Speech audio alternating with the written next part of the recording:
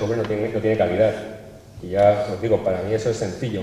Hay software bueno y software malo. Es que es software, es que son bits, es que son aplicaciones informáticas. O eso de que detrás del software libre no hay empresas. Y bueno, sí que hay empresas, lo que pasa es que lo que aspiramos es que sean con un nuevo modelo, a un modelo que transforme el gasto en inversión, a un modelo donde se deje de pagar 25, 30, 50 veces la misma caja, porque aparte si tú compras 50 veces el mismo software, no estás invirtiendo, estás gastando, estás comprando 50 veces el mismo producto. Eso te lo dice cualquier manual de economía. Al igual que ese mismo manual, luego pasas la página y te dice que si te haces dependiente de un solo proveedor, incurres en una debilidad. Bueno, pues con el software privativo estás ni más ni menos que incurriendo en la debilidad. Hay una multinacional por ahí atrás que...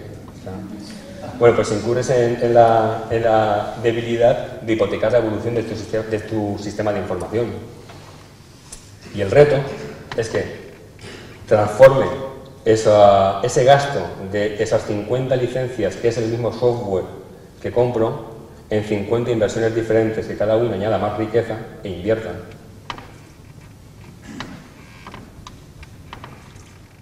Ahí lo que queremos es eso, esos espacios que hasta ahora no eran accesibles, lo que pensamos es que tenemos que organizarnos para ser capaces de conquistar esos nuevos espacios, para obtener ese músculo conceptual, ese músculo industrial, ese músculo que también pedimos que desde la soberanía, por ejemplo, las administraciones impulsen.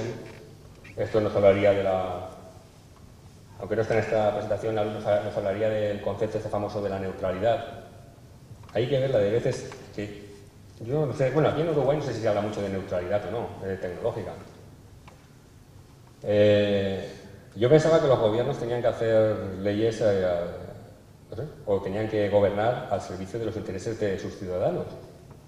Yo nunca he oído que hubiera que hacer una política de neutralidad sanitaria o de neutralidad educativa.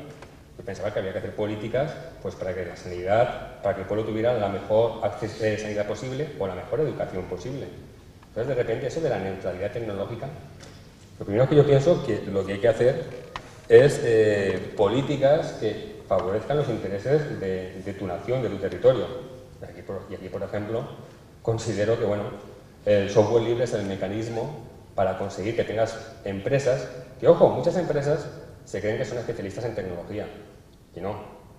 Muchas empresas lo que son es especialistas en Microsoft, en Oracle, en Esri.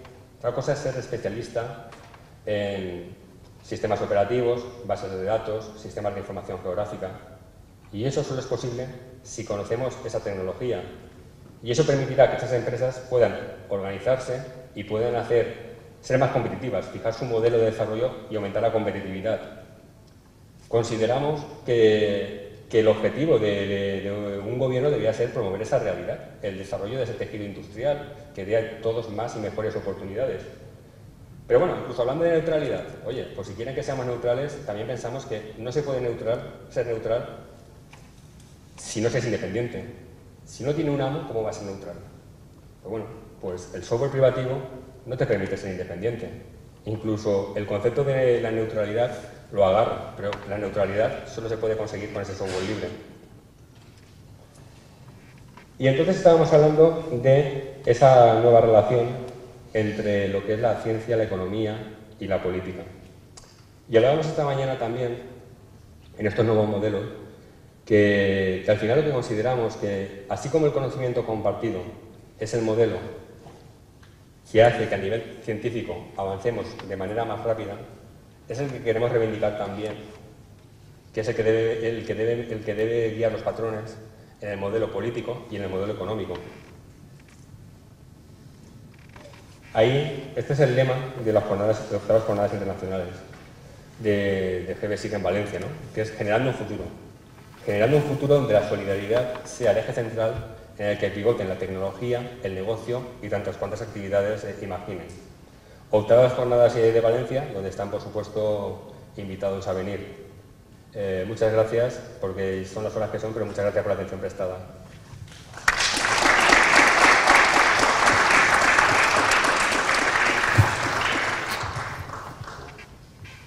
Bueno, ¿alguna pregunta? Quedó clarísimo todo. Bueno, para terminar esta sesión de hoy. Vamos a recibir a Carlos Figueira del Departamento de Computación y Tecnología de Información de la Universidad Simón Bolívar de Venezuela y nos va a hablar del software libre como instrumento de soberanía en la experiencia en Venezuela.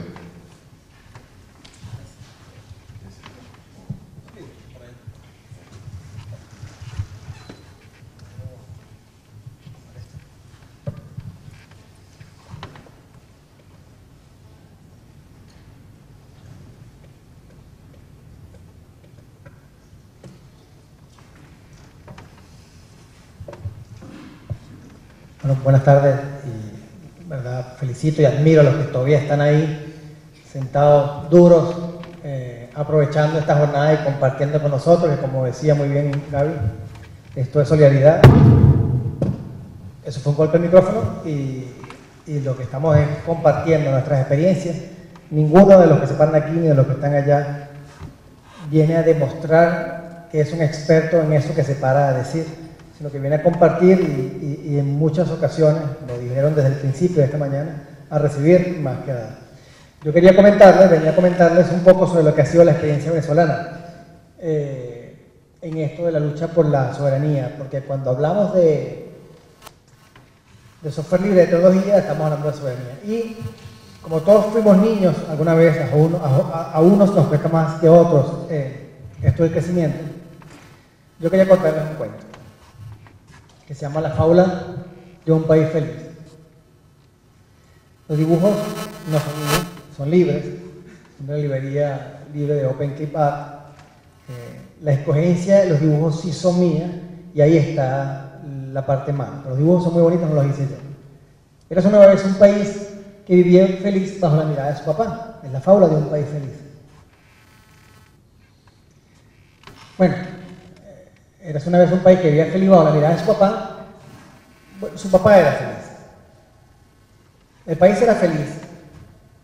Bueno, muchos en el país no eran felices. Pero todos los otros países pensaban que eran todos felices porque tenían mucho dinero. Bueno, no todos tenían mucho dinero. Pero papá sí tenía mucho dinero, el suyo y el de su hijo. También los que se portaban bien con papá tenían mucho dinero. Qué bien. Es una fábula, ¿eh? Traten de hacer paralelismo porque no, es una fábula.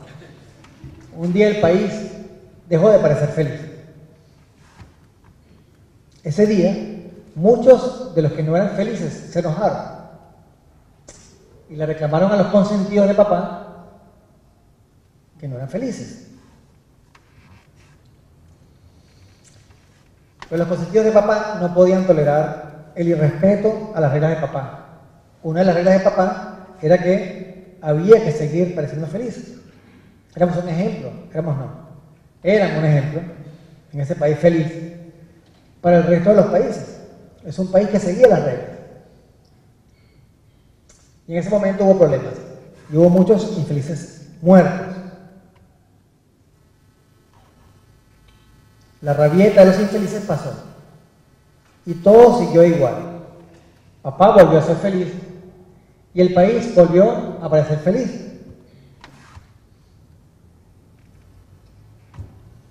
Pero los infelices vieron que eran muchos y fuertes y pensaban que no era justo que solo papá y sus consentidos fueran felices. También pensaron que ya eran grandes y que no necesitaban que papá siguiera controlando todo para que ellos fueran infelices y parecieran felices. Muchos años pasaron hasta que un día, por fin, los infelices empezaron a gobernar el país. Pero a papá no le gustó y a sus consentidos tampoco. Papá dijo a sus consentidos: ahoguen a esos ingratos infelices, y trataron de secar el pozo que daba vida al país. Los infelices dijeron: resistiremos, somos mayoría. Y papá rió diciendo: ja, ja, ja, no pueden, la tecnología es mía, y solo mía. Ajá. Tecnología. Pues esto es una fábula. ¿Alguna vez leyeron ustedes en el colegio alguna fábula que hablaba de tecnología? Y algo raro. Es el fin de la fábula. ¿Sí? La tecnología es de ellos, de los papás. Es el fin de la fábula. Porque estamos en el siglo XXI y la tecnología es el control. Pasamos a la parte menos seria de la charla, pero antes, bueno, si dijimos que era una fábula del país feliz, debe haber una moraleja. Esa la dejamos por ahí. Y vamos a ver entonces una parte menos seria, que sería qué ha pasado en Venezuela, que es un país donde la fábula de saben solamente ocurre en los cuentos. Yo solamente quería contarles dos historias, una fábula y una que me tocó vivir, que nos ha tocado vivir, que es la historia reciente de Venezuela y su lucha por la soberanía, en el capítulo Tecnologías de Información. Y luego al final, ustedes mismos podrán sacar las moralejas de esta historia más o menos aburrida. Para empezar, un resumen. Todo el mundo sabe que es Venezuela, ¿no? Estamos en Sudamérica, norte de Sudamérica. Venezuela, afortunadamente, cosa que no ocurría antes. Tuvimos una época oscura, en la época de la dictadura que tristemente asoló el Cono Sur, Uruguay también. Ahora tenemos dos países con dos gobiernos que colaboran y entienden bien que en la colaboración de los infelices está la felicidad. Una breve cronología de lo que ha sido esta historia de la lucha de Venezuela por la soberanía en el capítulo Tecnologías de Información. Y cuando hablamos de soberanía en tecnología de información, entendemos todos los que estamos aquí, por supuesto, que estamos hablando de software libre. La primera etapa, la primera fase de esta cronología es lo que yo llamo la edad de la inocencia, que duró, todo esto son inventos míos. La fábula no me la contó una vez un señor con una gran barba, muy sabio. Estos son inventos míos. La edad de la inocencia en Venezuela duró hasta el 2002. La edad de la inocencia de este país, de Venezuela y de los venezolanos, era que la tecnología pues estaba ahí. La tecnología era algo que uno iba y compraba para hacer algo, y ese algo se hacía con tecnología, y qué maravilla, la tecnología era neutra. Eso duró hasta el 2002. ¿Por qué hasta el 2002? Entramos en la segunda fase, que es conociendo al diablo o al demonio, que duró más o menos del 2002 al 2004, otra vez fechas aproximadas. ¿Qué pasó en el 2002? En el 2002, ya lo mencionaron antes, mencionó Chevy esta mañana, hubo un paro petrolero en Venezuela, todo el mundo lo sabe, vive de las mises, no, perdón, las mises de Venezuela viven del petróleo, no, ya va. En Venezuela todos vivimos del petróleo. El petróleo, que es una gran riqueza, tiene sus pros y sus contras, unos contras que ellos quisiéramos tener muchos, ya lo sé, en Latinoamérica, pero tiene sus pros en el sentido de que uno necesita algo, saca del banco de petróleo y compra, y va y compra. Pero resulta que en el 2002, la industria petrolera, que es la empresa PDVSA, esta mañana hablaban de un caso muy bonito de aplicación y de liberación dentro de PDVSA, utilizando sistemas de información geográfico y geomática libre. Hubo un conflicto, PDVSA es una empresa del Estado, es una empresa nacional. En el 2002, los funcionarios que dirigían esa empresa, por razones políticas, en conflicto con el gobierno que quería simplemente conocer las cuentas de PDVSA y tener decisión sobre cómo se gestionaba la empresa, pues esa élite que dirigía la empresa quiso oponerse al gobierno, que es el gobierno elegido por el pueblo, es decir, era el representante del pueblo. Terrible contradicción, pero así son las élites en todos los países. Y iniciaron un paro petrolero. Primero un golpe de Estado, porque primero intentaron por las manos, ¿no? Si la vía tradicional en Latinoamérica, ¿no? El golpe de Estado. funcionó más o menos. O sea, eran tan malos que no lograron hacerlo bien y duró 3 días ese golpe. Y luego 8 meses después, intentaron, dijeron, no, ya sabemos, es muy sencillo, Venezuela vive del petróleo, trancamos el petróleo y Venezuela en 2, 3 semanas, pues claudicarán, el gobierno tendrá que claudicar ante nosotros, los que conocemos cómo se maneja la industria petrolera venezolana y somos los que debemos decidir cómo se maneja la riqueza de todos los venezolanos y venezolanas, y ahí se acabará el problema. O sea, hubo un paro, llamado paro petrolero, de la élite, no de los trabajadores, de la élite, de esta directiva de la industria, y ahí, bueno, pasaron muchas cosas. Para lo que nos interesa ahorita, que tiene que ver con la tecnología y la tecnología de información, fue que, bueno, parte de esta élite dirigía los sistemas de información de la petrolera nacional. Y ahí nos enteramos, bueno, algunos ya lo sabíamos, pero el pueblo se enteró, que todo lo que tenía que ver con la gestión informática de la empresa había sido tercerizada por estos grandes dirigentes iluminados de nuestra industria petrolera de ese momento, de ese entonces, que venían de la edad de la inocencia. Eran consentidos de ellos. Estos consentidos habían decidido que la informática no era el negocio de esta empresa petrolera y entonces que eso iba a ser tercerizado. Y se tercerizó, se hizo una empresa mixta entre PDVSA, la petrolera, y otra empresa. Bueno, esa otra empresa era una empresa norteamericana. Bueno, eso pasa, en el negocio petrolero los norteamericanos están metidos por muchos lados. Pero no era una empresa petrolera, era una empresa informática. Bueno, qué bien. En esa empresa informática no era de John y de Jack y de Peter, era de unos señores que son ex FBI, ex CIA, o sea, unos dirigentes, unos empresarios norteamericanos muy, muy particulares. Cuando llegó el momento de hacer el paro, una de las cosas que se hizo fue atacar lo que se llama el cerebro de PDVSA, que es la informática. Y la informática estaba en manos de estas personas y hubo, bueno, borrado de datos, como nos contaba Chevy esta mañana. Y, bueno, cuando hubo ese paro, la dirigencia se fue a paro y los trabajadores y muchas otras personas de la sociedad civil se acercaron a la empresa para ayudar.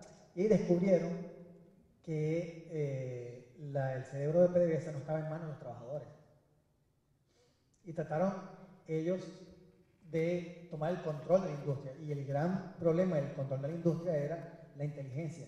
Estos dirigentes, estos consentidos, habían hecho cosas como tenían puertas traseras. Y entonces, cuando se está tratando de volver a abrir las tuberías con las cuales llegaban el petróleo a la refinería para producir la gasolina y luego otra serie de tuberías más para llevarla a los barcos que exportan la gasolina y el petróleo, esas válvulas que se abrían, que la abrían las personas, que la abrían los trabajadores, que la abrían los soldados, al darse vuelta la válvula se cerraba, se volvía a cerrar. Porque ahí la tecnología, las puertas traseras y la red estaba toda infiltrada y controlada desde afuera. La red de esa empresa, una de las más importantes del mundo, que genera tanto dinero y que es, por supuesto, estratégica para el desarrollo del país, no estaba en manos de los venezolanos y las venezolanas. La tecnología estaba en manos de terceros incluso de otros países. Y ahí fuimos descubriendo, como digo yo, conociendo al diablo. Es decir, que la tecnología parece que no era un extra, un commodity, como se dice, sino que parecía que era importante, y tan importante era que no estaba en nuestras manos, no nos lo habían entregado. La empresa nacional, la empresa venezolana de petróleo se nacionalizó en el año 75. Eran 3 grandes empresas norteamericanas, la ExxonMobil, Shell, que no es norteamericana, es holandesa, y otra que ahorita no recuerdo, fueron nacionalizadas y eso se constituyó un consorcio que se llama PDVSA. Entonces, bueno, eso fue en el 82, son cuántos, unos 37 años después, todavía no estaba en control ese tipo de cosas en manos de los venezolanos, y ese fue el gran golpe de timón que hubo ahí. Entonces, iniciamos una nueva fase, que es, bueno, que yo llamo la edad de la inocencia, parte 2. Del 2004 al 2007, en fin, entre el 2002 y el 2004, cuando conocimos el diálogo, dijimos, bueno, definitivamente, tenemos que tener control de la tecnología. Vamos a tomar el control de la tecnología. Muy bien. Y hubo un gran movimiento de la comunidad de software libre que fue fundamental para la recuperación. Finalmente se recuperaron esos sistemas con mucho esfuerzo y mucho hacking. Con los hackers,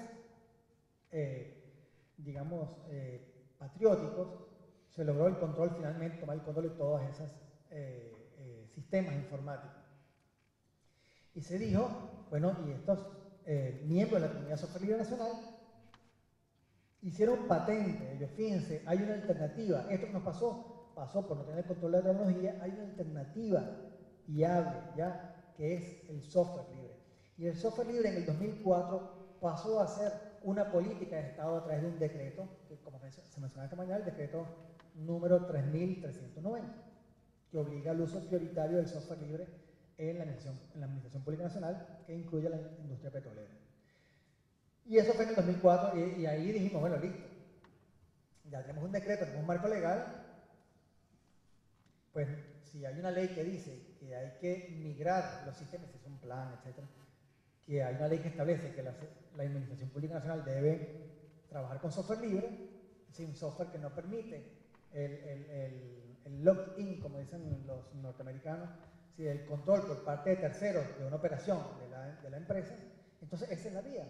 Y naturalmente lo seguiremos todo. Bueno, entre 2004 y el 2007, es decir, después del decreto, hubo muchos planes nacionales, hubo una gran motivación, un gran movimiento, pero los resultados fueron muy pobres. Por decir que el ministerio y la institución encargada de hacer la migración de los sistemas privativos a los sistemas libres, una migración consciente, además, donde no se podía y se avanzaba con los que se pudiera, ellos no habían migrado, no entraba al ministerio y a la institución encargada de hacer eso, y estaban todos con sistemas operativos Windows. Entonces, por eso llamo yo la edad de la inocencia parte 2, porque no pasó nada. En las fábulas hay magia, aquí no se dio la magia, el decreto no hizo que todo empezara a funcionar. Entonces, bueno, hubo un cambio ahí, como una toma de conciencia, y empezamos en una nueva fase que yo llamo la guerra abierta. Es decir, ok, vamos ahorita a hacer a marcha acelerada, marcha forzada, esa migración a software libre con diferentes armas, diferentes herramientas, y empezamos a trabajar durísimo, ahora sí, ministerio, institución, fuertemente abocados a impulsar esa migración. En esa guerra abierta, ustedes saben, hay disparos, hay artillería, hay de todo.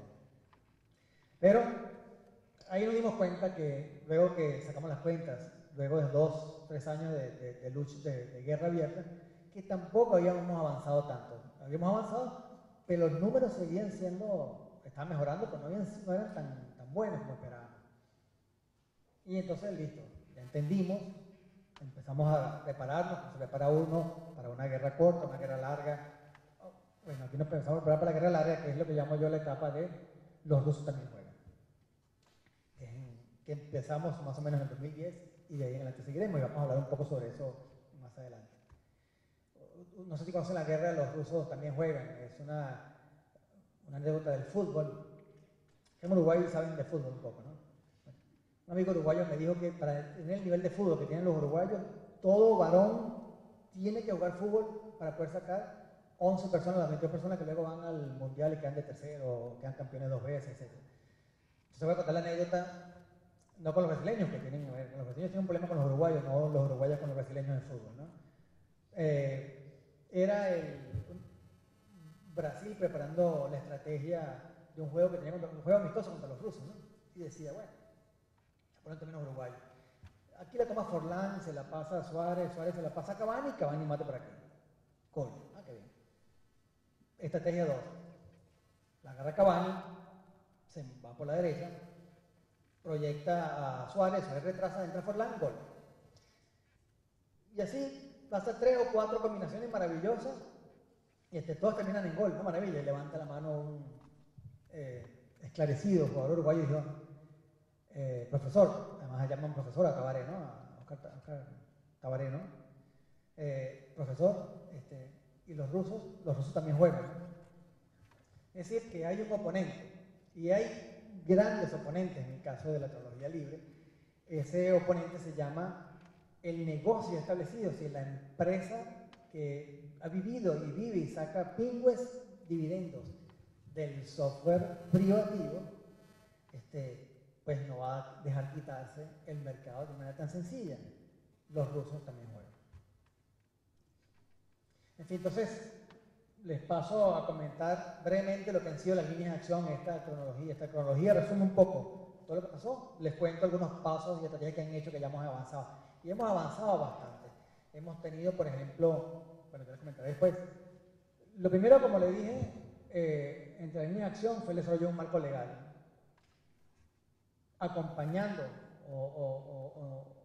sí, junto con este desarrollo de marco legal, el decreto fue el primer eslabón, luego han seguido otros. Hay un proceso de formación de funcionarios para que se fueran adaptando y conociendo la nueva tecnología y pudieran utilizarla. Un proceso de acompañamiento de estas instituciones que velaban por el avance del software libre y la migración, y luego para que estimulara a las instituciones, y luego un seguimiento de cómo iban avanzando y desarrollando su plan de migración. Hubo también creación o adaptación de instituciones para reformar